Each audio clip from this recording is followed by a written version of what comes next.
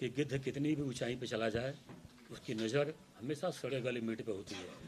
कि गिद्ध कितनी भी ऊंचाई पे चला जाए उसकी नज़र हमेशा सड़े गले मीट पे होती है। जिन नेताओं ने वहाँ के किसानों पे, सिख भाइयों पे, SC ST का मुकदमा कायम करवाया है, मैं दावे से कह सकता हूँ कि एक गांव की कहावत है कि गिद्ध कितनी भी ऊंचाई पे चला जाए उसकी नज़र हमेशा सड़े गले मीट पे ही होती है, कभी अच्छी चीज पे नहीं होती है।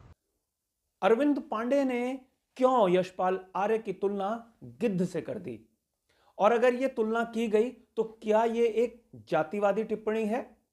इस टिप्पणी के बाद क्या घमासान बीजेपी और कांग्रेस के बीच में मचने जा रहा है, पूरी खबर मैं आपको बताऊंगा। लेकिन उससे पहले अगर आपने इस चैनल को सब्सक्राइब नहीं किया है तो इस चैनल को सब्सक्राइब आप जरूर कर लीजिए। नमस्कार, मैं हूं मनमोहन भट्ट।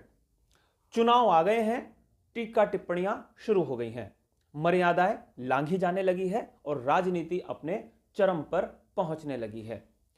अरविंद पांडे उत्तराखंड सरकार के कैबिनेट मंत्री हैं, शिक्षा मंत्री हैं, शिक्षकों से रोज उनका वास्ता पड़ता है, लेकिन उन्होंने एक ऐसी टिप्पणी कर दी जिस पर बवाल मचा हुआ है। अरविंद पांडे ने गिद्ध और सड़े गले मांस से यशपाल आर्य की तुलना कर दी।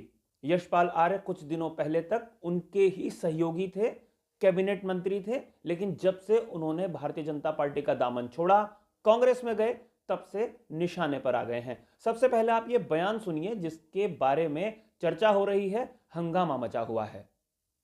कि गिद्ध कितनी भी ऊंचाई पे चला जाए उसकी नज़र हमेशा सड़े गले मीट पे होती है। कि गिद्ध कितनी भी ऊंचाई पे चला जाए उसकी नज़र हमेशा सड़े गले मीट पे होती है। कि गिद्ध कितनी भी ऊंचाई पे चला जाए उसकी नज़र हमेशा सड़े गले मीट पे होती है। उनकी उनकी भाषा सुन के मुझे बहुत अफसोस है, बहुत अफसोस है। राजनीति में कभी भी इतना घटियापने पे आदमी को नहीं आना चाहिए। हमारे बड़े भाई हैं, वो इतने बड़े, बहुत बड़े बड़े दायित्व उन्होंने संभाल रखा है। अब इस बयान का थोड़ा बैकग्राउंड हम समझने की कोशिश करते हैं। वास्तव में यशपाल आर्य और अरविंद पांडे के बीच में तनातनी कोई नई बात नहीं है। यह तनातनी वर्षों से चली आ रही है। यह तनातनी कुछ समय के लिए रुक गई थी जिस वक्त यशपाल आर्य भारतीय जनता पार्टी के साथ जुड़े थे, लेकिन जब उन्होंने बीजेपी का दामन छोड़ा और हाल फिलहाल में ही जब वो कांग्रेस में शामिल हुए, उसके बाद यह तनातनी एक बार फिर से दिखाई देने लगी। कुछ दिन पहले यशपाल आर्य के काफिले पर एक हमला हुआ था और हमला होने के बाद जब आरोप प्रत्यारोपों का दौर चलने लगा तो प्रदेश कांग्रेस अध्यक्ष गणेश गोदियाल ने सीधा सीधा अरविंद पांडे का नाम लिया था। दलित वर्ग के नेता हैं और उन पर इस प्रकार का अत्याचार, इस प्रकार का हमला, ये भारतीय जनता पार्टी की सोच को दर्शाता है। दोनों महत्वपूर्ण बातें हैं, मोदी जी का आना और एक हमारे बड़े नेता पर, जो कि एक बड़े वर्ग को रिप्रेजेंट करते हैं, उन पर यह हमला करना उस वर्ग के प्रति भारतीय जनता पार्टी की सोच को दर्शाता है। लेकिन भारतीय जनता पार्टी की एक वर्ग के प्रति जो घृणा है, उस घृणा का विरोध करेंगे। सीएम और अरविंद पांडे किसके प्रतिनिधि हैं? भारतीय जनता पार्टी की सोच के प्रतिनिधि हैं और उनकी सोच ही वही है और उन्होंने ये कृत्य किया है। सीएम और अरविंद पांडे किसके प्रतिनिधि हैं? भारतीय जनता पार्टी की सोच के प्रतिनिधि हैं और उनकी सोच ही वही है और उन्होंने ये कृत्य किया है। अब जब हमला हुआ तो प्रतिक्रियाएं आई। कांग्रेस की तरफ से इस मामले को जबरदस्त तरीके से राजनीतिक रूप से हवा देने की कोशिश की गई। अपने इरादों में वो कुछ हद तक कामयाब भी हुई, लेकिन कुछ लोग यशपाल आर्य पर लगातार टीका टिप्पणी करते रहे। वो कांग्रेस के लोग भी थे, लेकिन अब अरविंद पांडे ने जो टिप्पणी की है वो एक ऐसी टिप्पणी है जिसके बाद राजनीतिक तौर पर इस टिप्पणी के कई मायने निकाले जा रहे हैं। वैसे ये एक पहली बार ऐसा नहीं हुआ है जब यशपाल आर्य को लेकर अरविंद पांडे ने यह टिप्पणी की है। इससे पहले भी बिल्कुल यही उदाहरण यशपाल आर्य पर दे चुके हैं अरविंद पांडे। उस टिप्पणी को भी आप सुनिए जो पहले बयान दिया था अरविंद पांडे ने।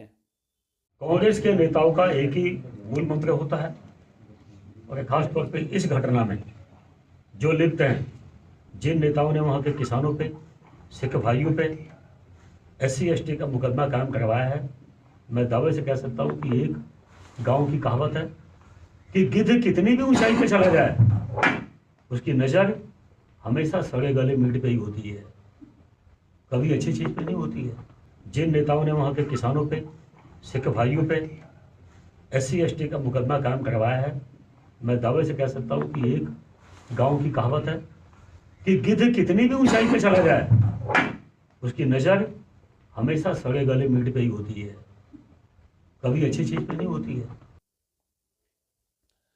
तो आपने देखा कि ये सिर्फ एक बार नहीं बल्कि 2 बार इस तरीके के वीडियो सामने आ चुके हैं जब अरविंद पांडे यशपाल आर्य पर कटाक्ष करते हैं, टिप्पणी करते हैं। और अगर इसको समझने की या तुलना करने की कोशिश करें तो सीधा सीधा उनकी तुलना वो गिद्ध से करते हैं।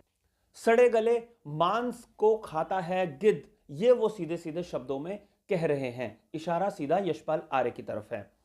लेकिन बात सिर्फ यहीं पर रुक जाती, टीका टिप्पणियों पर खत्म हो जाती, आरोप प्रत्यारोपों पर खत्म हो जाती तो हंगामा शायद नहीं मचता। वास्तव में जिस समय यशपाल आर्य को वापस कांग्रेस में शामिल किया गया था तो यह माना जा रहा था कि एक दलित वोट बैंक को यशपाल आर्य साधने में कांग्रेस की मदद कर सकते हैं। और यह बात यशपाल आर्य भी बहुत बेहतर तरीके से जानते थे कि कांग्रेस के भीतर एक और दलित चेहरे के रूप में उनको लाया गया है। भारतीय जनता पार्टी के नेता अरविंद पांडे जाति से ब्राह्मण हैं, इसलिए ब्राह्मण वर्ग को वो प्रतिनिधित्व करते हैं, ये बात हम सबको मालूम है। लेकिन अब अरविंद पांडे के ब्राह्मण होने की और यशपाल आर्य के दलित होने की तुलना होने लगी है और यह माना जा रहा है कि एक ब्राह्मण नेता ने एक दलित नेता पर यह टिप्पणी की है जो अशोभनीय है और कहीं ना कहीं ये जातिगत मानसिकता को दर्शा रहा है। इस तरीके की बातें अब प्रचारित होने लगी हैं कि गिद्ध कितनी भी ऊंचाई पे चला जाए उसकी नज़र हमेशा सड़े गले मीट पे होती है। मैं दावे से कह सकता हूँ कि एक गांव की कहावत है कि गिद्ध कितनी भी ऊंचाई पे चला जाए उसकी नज़र हमेशा सड़े गले मीट पे ही होती है।